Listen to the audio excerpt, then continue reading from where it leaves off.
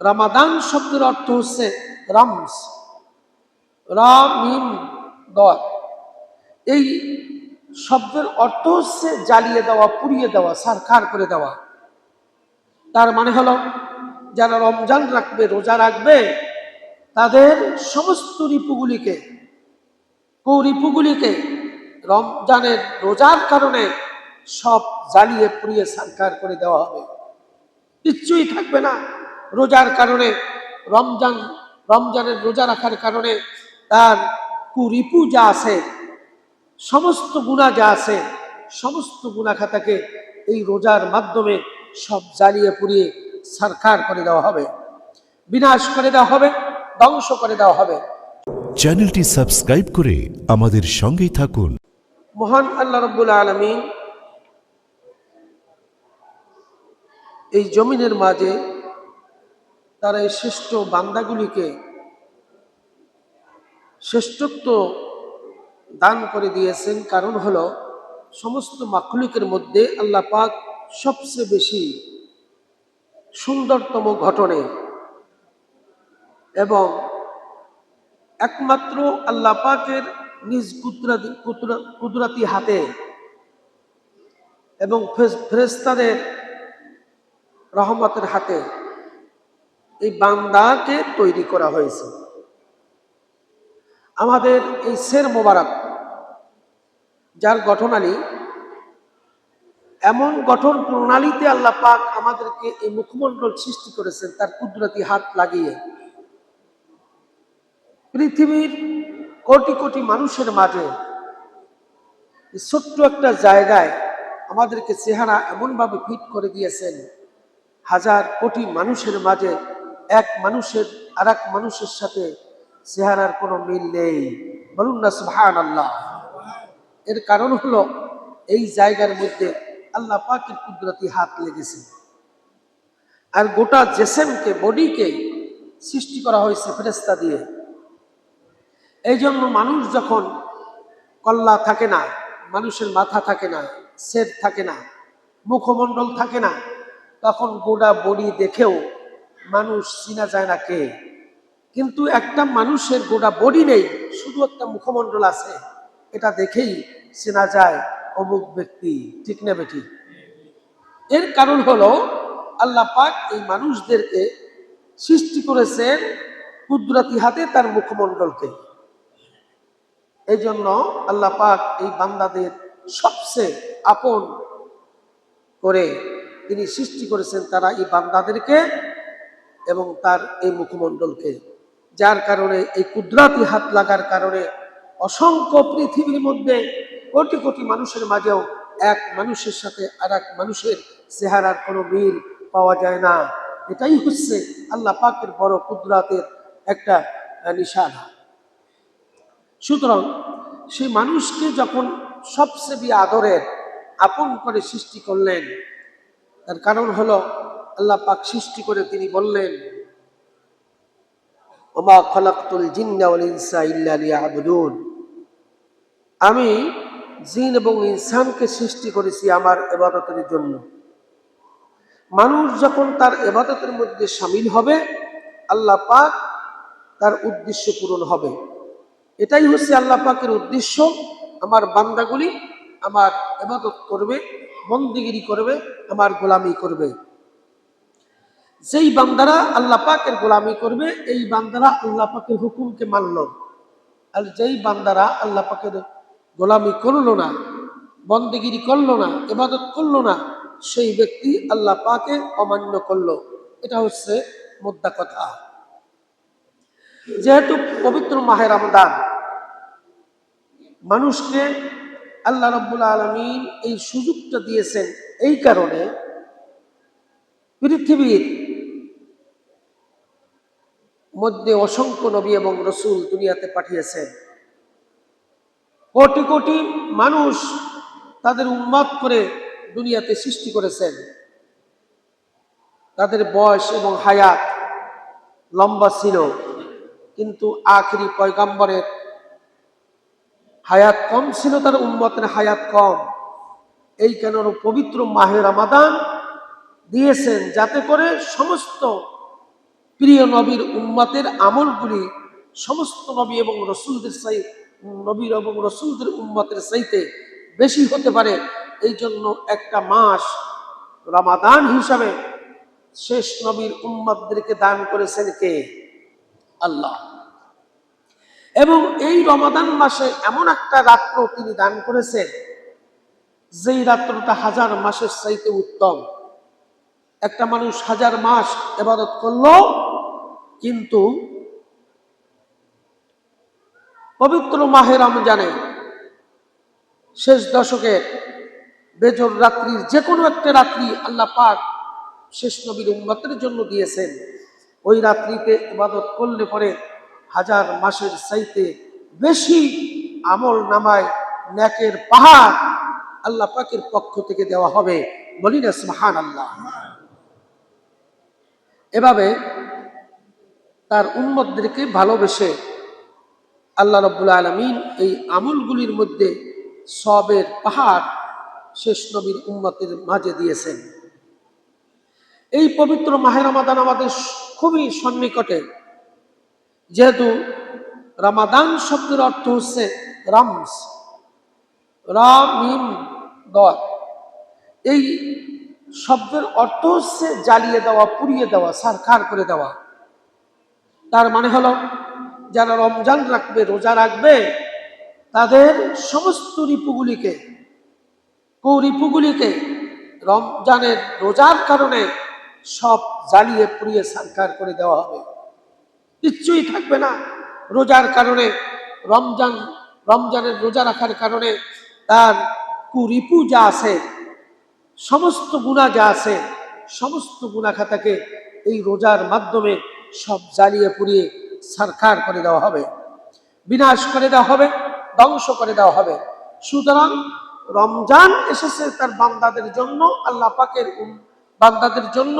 এই কারণে শেষ নবীর উম্মতের জন্য ধারাবাহিক একটি মাস কোন নবীর জন্য এভাবে রোজা ছিল ঠিক, কিন্তু ধারাবাহিকভাবে এভাবে রোজাকে আর কোন নবী উম্মতের জন্য দেওয়া হয়নি, যা নাকি শেষ নবীর উম্মতের জন্য দেওয়া হয়েছে।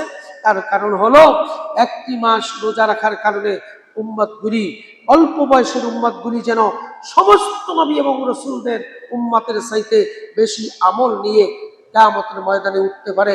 এটি আল্লাহ পাক চান বিদায় আল্লাহ পাক রমজান মাসের এই রোজাগুলি ধারাবাহিকভাবে একটি মাস দান করে দিয়েছেন শেষ নবীর উম্মতদের জন্য। বলি না সুবহানাল্লাহ।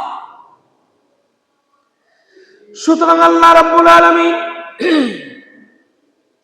পারিভাষিকগত দিক থেকে রমজানকে যদি আমরা অনুকরণ আমরা তার বিধানকে আমরা দেখি, মানুষের সকল দিক বাস্তবায়নে বাতিল এবং তাগুত সকল বাস্তব ব্যবস্থাকে জ্বালিয়ে পুড়িয়ে বিনাশ করে মহাসত্য আল কোরআনকে জমিনের মধ্যে প্রতিষ্ঠিত করে দেওয়া। তার কারণ হলো কোরআনুল কারীম হচ্ছে আল্লাহ রাব্বুল আলামিনের বাণী, আল্লাহর পক্ষ থেকে এই কুদরতি বাণী, ঐশী বাণী, প্রদত্ত কালাম, আসমানি কিতাব আল কোরআন, আল ফুরকান, এটি হচ্ছে আল্লাহ পাকের পক্ষ থেকে। সুতরাং যারা নাকি রমজান মাসের রোজাগুলি পালন করবে, এর মানে হলো তাগুতের সমস্ত বিধিবিধান ব্যবস্থাকে বিনাশ করে দিয়ে আল্লাহ রাব্বুল আলামিনের কোরআনকে শাশ্বত জীবন হিসাবে ধারণ করবে। যেহেতু এই কোরআনের মধ্যে রমজানের কথা উল্লেখ করে দিয়েছেন কে? এই রোজাটাও এসেছে কোরআনের মাধ্যমে। কিসের মাধ্যমে? শাহরু রমাদানাল্লাযী উনজিলা ফীহিল কোরআন হুদাল লিন-নাস। রমজান মাসে রোজাকে আল্লাহ পাক রোজাকে দিয়েছেন, আর রোজার মাসেই কোরআন নাজিল করে দিয়েছেন। হুদাল লিন-নাস এই কারণে নাজিল করেছেন রমজান মাসে, যাতে করে সমস্ত মানুষের জন্য হেদায়েতের জন্য একটা বাহক হতে পারে, বাহন হতে পারে, ধারক হতে পারে। এই জন্য কোরআনকে রমজান মাসে নাজিল করেছেন আমার মহান আল্লাহ রাব্বুল আলামিন। ঠিক কিনা? তার কারণ হলো রমজান হচ্ছে মানুষের জন্য সমস্ত নবী এবং রাসূলদের উম্মতের চাইতে আখিরি পয়গম্বরকে বেশি ভালোবাসেন আমার আল্লাহ রাব্বুল আলামিন। একদিক থেকে আমাদের জন্য মহাসত্য আল কোরআনকে আমাদের জন্য দান করেছেন। শিশু উম্মতের জন্য 104খানা কিতাব আছে, কিন্তু 104খানা কিতাবের মধ্যে সবচেয়ে বড় কিতাব হলো আল কোরআন। এই মহা গ্রন্থ আল কোরআনকে আল্লাহ রাব্বুল আলামিন শেষ উম্মতের জন্য দান করে দিয়েছে, ঠিক কিনা?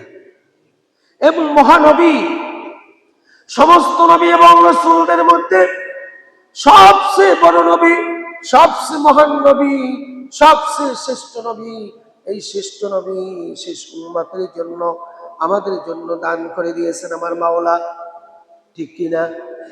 এরপরে শুধু তাই নয়, আমাদের জন্য কোরআন দিল, মহাকুরআন, সমস্ত কিতাবের মধ্যে সবচেয়ে বড় কিতাব।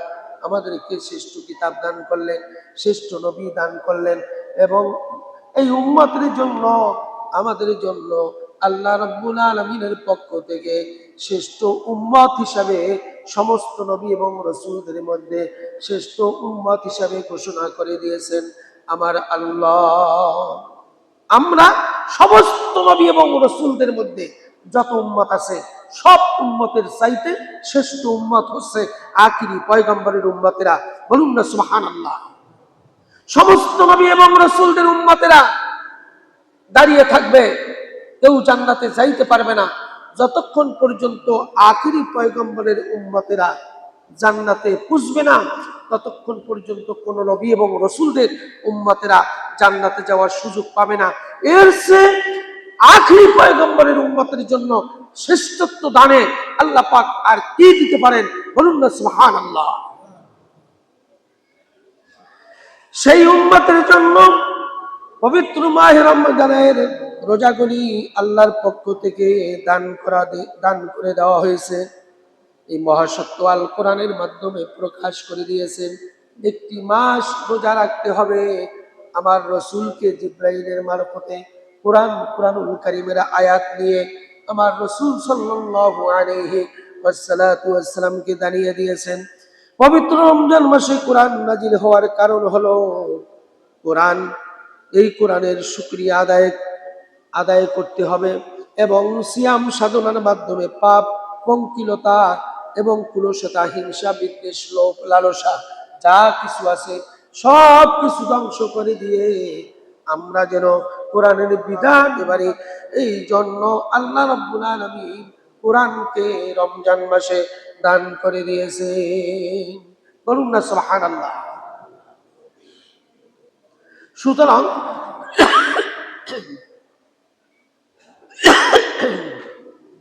এই কোরআনুল কারীমের প্রতিটা বাণী, প্রতিটা অর্থ, প্রতিটা সংযোজন, প্রতিটা হিসাব নিকাশ, প্রতিটা আয়াত, প্রতিটা ব্যাখ্যা, প্রতিটা সেন্টেন্স, প্রতিটা ওয়ার্ড, সবকিছু মানুষের কল্যাণের জন্য আল্লাহ রাব্বুল আলামিন এই দান করেছেন কোরআনুল কারীমের মধ্যে।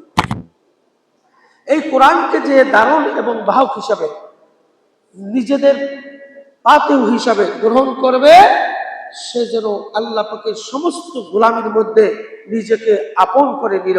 বলুন না সুবহানাল্লাহ। যার কারণে আল্লাহ রাব্বুল আলামিন সংকীর্ণতা বিনাশ করে উদারতা এবং ধৈর্য, ক্ষমা, মহত্ব এবং মানব কল্যাণ, প্রেম, ভালোবাসা, সহমর্মিতা এবং দানশীলতা, সংবেদনশীলতা, দানশীলতা, সহিষ্ণুতা মতো মহান গুণাবলীর মধ্যে আল্লাহ রাব্বুল আলামিন এই কোরআনের মাধ্যমে বিকশিত করেছেন। এগুলি যখন কোরআনকে গ্রহণ করবে, তখন মানুষের সমস্ত পঙ্কিলতা দূর করে দিয়ে আল্লাহ রাব্বুল আলামিন প্রেম, ভালোবাসা, মহব্বত, একে অপরের সহনশীলতা এবং সংবেদনশীলতা সব কিছু কোরআনের মাধ্যমে মানুষের মাঝে আপন করে নিবে। বলুন না সুবহানাল্লাহ। কোরআন যখন ধারণ করবেন, কোরআন যখন আপন করে নিবেন, তখন ভালোবাসা, মহব্বত, প্রেম এবং একে অপরের সাথে সহনশীলতা, সমবেদনা, একে অপরের সাথে ভালোবাসা, যে সৃষ্টির যে বন্ধন একমাত্র কোরআন মানার মাধ্যমে এই মানুষের মাঝে সৃষ্টি করে দিতে পারে, বলে দিয়েছেন কে? আল্লাহ রাব্বুল আলামিন। কোরআন যেই ব্যক্তি মানবে, কোরআনই শিখাইয়ে দিবে আর এক ব্যক্তির সাথে কি আচরণ করতে হবে। কোরআন যেই ব্যক্তি মানবে, কোরআনই শিখিয়ে দিবে তোমার ব্যক্তি জীবন কিভাবে পরিচালনা করবে। কোরআন যেই ব্যক্তি মানবে, কোরআনই শিখিয়ে দিবে তোমার সমাজ ব্যবস্থাকে কিভাবে তুমি পালন করবে। কোরআন যেই ব্যক্তি মানবে, কোরআনই শিখিয়ে দিবে রাষ্ট্র ব্যবস্থাকে কিভাবে পরিচালনা করতে হবে, তা কোরআনের মাধ্যমেই আছে। ঠিক না বেঠি? এর নাম হচ্ছে কোরআন কারীম। সুতরাং এই কোরআন বিধানকে যদি মানতে হয়, কোরআনকে ধারণ করতে হবে বুকের মাঝে, এবং কোরআনের মধ্যে যা কিছু আছে সেই অনুযায়ী নিজের জীবনকে পরিচালনা করতে হবে। এই রমাদান মাসেই কিন্তু কোরআন নাজিল হয়েছে, যেটি আমাদের খুবই সন্নিকটে আমরা দেখতে পাবো ইনশাআল্লাহ। সুতরাং মানুষের যে নফস, এই মানুষের নফস একটি দিক আছে, যেই দিকটি সর্বসময় মানুষকে ধোঁকা দিতে চায়, আর একটা দিক রয়েছে যেই দিকটা মানুষের ভালো কাজের দিকে ধাবিত করতে চায়। এটি নফসের একটি গুণাবলী। এই নফসের গুণাবলীকে কোন দিকে আপনি ধাবিত করবেন সেটা নির্ণয় করবে আপনার বিবেক, আপনার আকল, আপনার জ্ঞান, আপনার বুদ্ধি। আপনার জ্ঞান দিয়ে আপনি কোন দিকে ধাবিত হবেন, আপনার নফসকে কোন দিকে ধাবিত করবেন, সেটি বিবেচনা করা আপনার বিবেক দিয়েই আপনাকে করতে হবে। যার কারণে আল্লাহ রাব্বুল আলামিন মানুষের নফস তথা কুপ্রবৃত্তিকে দমন করে আত্মসংযমের মহান শিক্ষায় শিক্ষিত হতে হবে। জীবনের মাঝে পরিচ্ছন্নতা এবং পরিবেশগতভাবে আমাদেরকে নির্মল করার জন্য, আমাদের নফসকে নির্মল সুন্দর করার জন্য অবশ্যই নফসের সমস্ত গুণাবলীর মধ্যে যেই দিক থেকে ভালো গুণাবলীর দিকে আমাদের নফস ডাকে, ওই দিকেই সাড়া দিয়ে আমাদেরকে অগ্রসর হতে হবে। আর যেই দিকটা নফসের মাধ্যমে খারাপ দিকে ধাবিত করে, গুনার দিকে ধাবিত করে, পাপের দিকে মানুষকে নিয়ে নেয়, নফসুন ডাকে, ওই দিকটাকে বন্ধ করে দিয়ে একমাত্র শুধুমাত্র আল্লাহর ডাকে রসুল খোদা সাল্লাল্লাহু আলাইহি ওয়াসাল্লামের তরিকার দিকে নিজেকে, নিজের নফসকে নিয়ে যেতে হবে। আমার বিবেক দিয়ে, আমার আকল দিয়ে, আমার জ্ঞান দিয়ে, আমার বুদ্ধি দিয়ে। ঠিক না বেঠিক? এই জ্ঞান বুদ্ধি আকল দেওয়ার কারণ হচ্ছে নফসকে ঠিক রাখা। আপনার আমার নফস মানে জীবন, এই জীবনটা যেন পাপের দিকে ধাবিত না হতে পারে, সেহেতু আমার বিবেক আছে, আমার জ্ঞান আছে, আমার আকল আছে, আমার বুদ্ধি আছে। ঠিক নেবে ঠিক? একটা পাগল মানুষ, সে ভালো মন্দ কিছুই চিনে না, সে ব্যক্তি খারাপের দিকেও যেতে পারে, ভালোর দিকেও যেতে পারে, তার কোনো বিবেক নাই, বুদ্ধি নাই। কিন্তু আপনার বিবেক আছে, বুদ্ধি আছে, আকল আছে, জ্ঞান আছে। আপনি জেনে শুনে পাপের দিকে ধাবিত হতে পারেন না, জেনে শুনে কোরআনের বিপক্ষে অবস্থান নিতে পারেন না, জেনে শুনে রমজানের বিপক্ষে অবস্থান নিতে পারেন না, জেনে শুনে মানুষের ভালো এবং মন্দের দিক থেকে ভালো কাজগুলি না মেনে খারাপ দিকে যেতে পারেন না, যেহেতু আপনার বিবেক আছে, জ্ঞান আছে, আকল আছে, বুদ্ধি আছে। ঠিক না বেঠিক? এই জন্য সমস্ত কুপ্রবৃত্তি রিপুকে ধ্বংস করে দিয়ে নিজ নফসকে পরিবেশিত এবং অর্জিত কুলুষ মুক্ত নির্মল করে তোলার জন্য পবিত্র মাহে রমজান আমাদের জন্য সাড়া দিয়ে আসছে।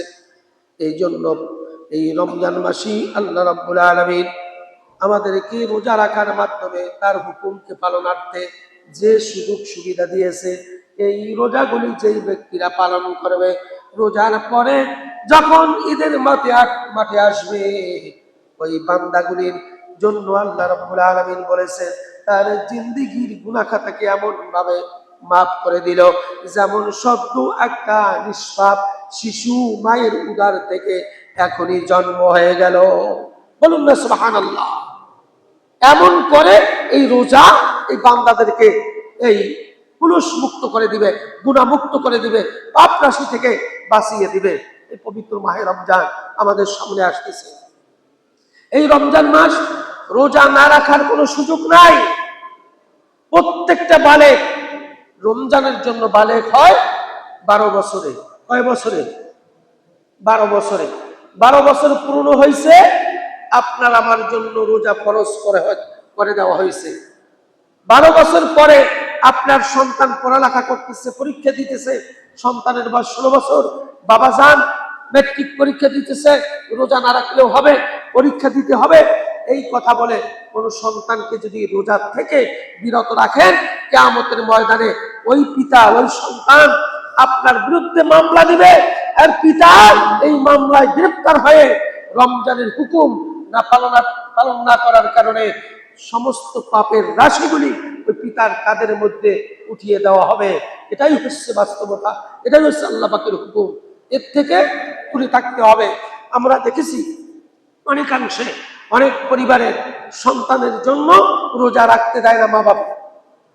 14 বছর 15 বছর 16 বছর হয়েছে, মাতা পিতা রোজা রাখতে দেয় না। তার কারণ হলো রোজা রাখলে ছেলে শুকিয়ে যাবে, ক্ষুধার্ত হয়ে যাবে, লেখাপড়া করতে পারবে না। আরে মিয়া, রোজা তো আল্লাহর হুকুম, তুমি বানিয়েছ না মানুষ বানিয়েছে কে? তুমি কি বানিয়েছো? না। যেই ব্যক্তি গাড়ি সৃষ্টি করেছে, গাড়ি বানিয়েছে, তার ক্যাটালগ তেমনি ভাবেই আছে। এই গাড়ি কিভাবে চললে পরে গাড়িটা সুন্দর থাকবে, ভালো থাকবে, যেই ব্যক্তি বানিয়েছে ওই ব্যক্তির চাইতে আর এক ব্যক্তি কি ভালো বুঝবে? মানুষ সৃষ্টি করেছেন কে? মানুষের জন্য কল্যাণ কখন হবে সেটা তো মালিকই জানে। তুমি এত বেশি বুঝতে চাইও না। কিয়ামতের ময়দানে তোমাকে হ্যান্ডকাপ করে জাহান্নামে নিক্ষিপ্ত করে দেওয়া হবে। সন্তানের বয়স 12 বছর পূর্ণ হয়েছে, প্রত্যেকটা সন্তানকে রোজা রাখার জন্য উদ্বুদ্ধ করতে হবে তার পিতা এবং মাতাকে, ঠিক কিনা? এটা আল্লাহ পাকের হুকুম। ফামান কানা মিনকুম মারিদান আও আলা সাফারিন ফাইদাতুম মিন আইয়ামিল উখর ওয়া আলাল্লাযীনা ইউতীকুনাহু ফিদিয়াতুন তা'আমু মিসকিন ফামান তাতাওয়া খায়রান ফাহুয়া খায়রুল লাহ ওয়া আন তাসুমু খায়রুল লাকুম ইন কুনতুম তা'লামুন। তোমাদের মধ্যে কে অসুস্থ হইলে, কেউ যদি অসুস্থ হয় এবং সফরে থাকে, অন্য সময় এই রোজাগুলি পালন করার জন্য আল্লাহর একটা হুকুম করে দিয়েছে। একটা মানুষ এখান থেকে দীর্ঘ সফর করেছে, এই হাঁটতে হাঁটতে সফর করার জন্য সে দীর্ঘ সময় হেঁটেছে, এমন ক্ষুধার্ত হয়েছে, পানির পিপাসা লেগেছে, সে তার শারীরিক অসুস্থতা এসে যেতে পারে। এই সফর অবস্থায় আল্লাহ পাক হুকুম দিয়েছে তুমি রোজা ভঙ্গ করতে পারবে। আর একজন মানুষকে বলেছে যে অসুস্থ, সে এমন অসুস্থ, সে রোজা রাখলে পরে সে আরো অসুস্থ হতে পারে। এই অবস্থায় রোজা ভঙ্গ করার হুকুম করে দিয়েছেন কে? ফামান কানা মিনকুম মারিদান আও আলা সাফারিন ফাইদাতুম মিন আইয়ামিল উখর। সফর অবস্থায়, অসুস্থ অবস্থায় তুমি শুধুমাত্র রোজা ভঙ্গ করতে পারবে। হুকুমটা কার? এই সংখ্যা আবার পূরণ করার জন্য আল্লাহ পাক বলেছেন পরবর্তীতে রোজার পরে তুমি এই সংখ্যাগুলি কয়টা রোজা ভেঙেছো, কয়টা রোজা তোমার পূরণ করতে হবে, সেগুলি গুনে গুনে তুমি অন্য সময় সেগুলো রেখে দিও, তাহলে তোমার রোজা পূরণ হয়ে যাবে। বলে দিয়েছেন কে? আমার আল্লাহ। আর একটা বলেছে